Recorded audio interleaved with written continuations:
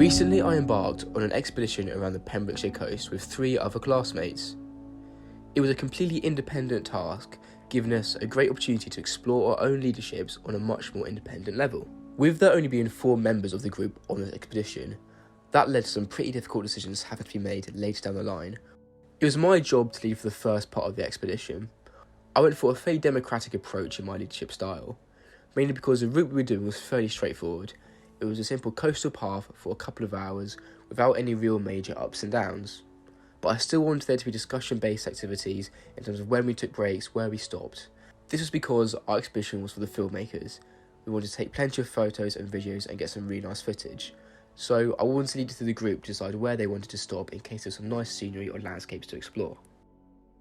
As we got towards the end of our walk, we realised that we were well ahead of time and had plenty of time to stop for even more breaks. So we made the decision to explore every beach we came across just to make sure we didn't miss out on anything, explore the scenery a lot more and get plenty of photos and videos.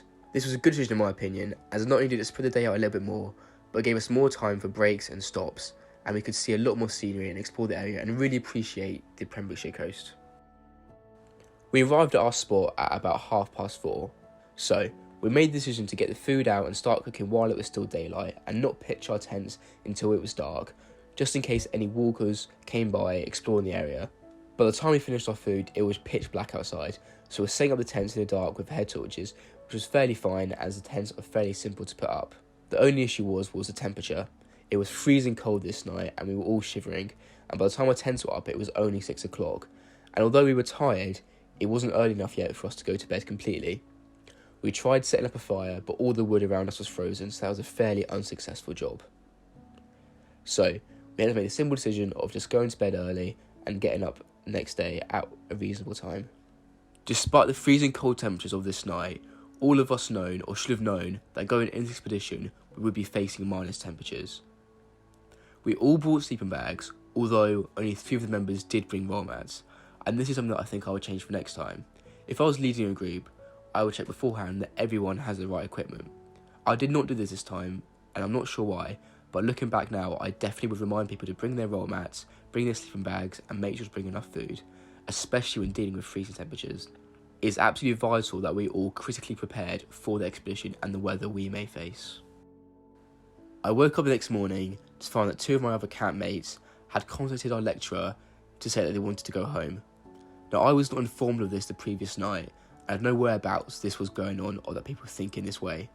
I wish I'd been informed about this and we could discuss it further in detail and slept on it and had made a better decision without being rushed, as I was simply asked the next day would like to go home and was I cold, without giving it any real chance to think about what I actually wanted to get out of the day.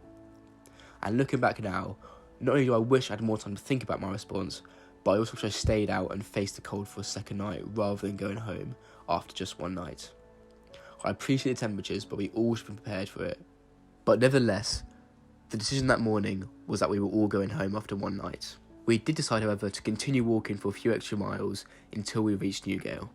Now, right at the start of this extra walk, we had already hit a crossroads. I wanted to go one way, and my other campmate wanted to go the other way. The other campmate was the one that was leading this day, so at the end of the day, it was her we should follow. But I was following Ordnance Survey maps and wanted to follow the coastal path, but my other campmate wanted to go the other way to save some extra time. The only issue was this other way took us along an A road. I didn't fight back enough or argue enough to debate the other way, as it was simply down to the fact that she was leading and I wanted to follow her and give her the opportunity to lead. This taught me for the future that even though you are not leading, your opinion still matters and can be extremely vital in situations, especially when the safety of others is at risk. Despite all this, we still went along the A road, and admittedly it did save us a lot of time. We covered a lot less ground and it was a much easier walk in terms of height climbs and descents. The only issue is that the safety aspect was phenomenally greater than that of the coastal path. Although there are risks on the coastal path, such as the cliff sides, wetland and ice, there was no greater risk than cars going the national speed limit down the road, particularly during the icy weather. We stayed on the side of the road throughout the walk and swapped over if needed to if our view was obstructed for whatever reason. We were completely safe in crossing the road, but I still think looking back, the coastal path would have been a much greater option. Although it would have taken us a lot longer, I still think for the safety of others, it's much better to take that long, safe route. I think the main reason we took that route was simply to save us some time and get home a lot quicker. I do completely understand why this decision was made at the time, as we were simply freezing cold and wanted to get home as soon as possible and not be outside anymore. But looking back now, the coast path would have been a much better decision. I appreciate we would have been out there for a few extra longer hours and have walked a lot further, but I still think when it comes to safety, that should have been first priority. And also, that's what we signed up for when we went on the expedition. We signed up to be out in the cold in December. That's what we were asking for. So it shouldn't have come as a surprise to other people that that's what we were facing on the expedition.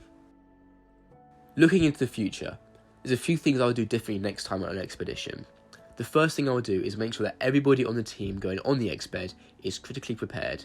This includes enough clothes and layers to keep you warm, enough shelter and insulation for the cold weathers at night, and plenty of food to keep you warm throughout the day and keep your energy levels up.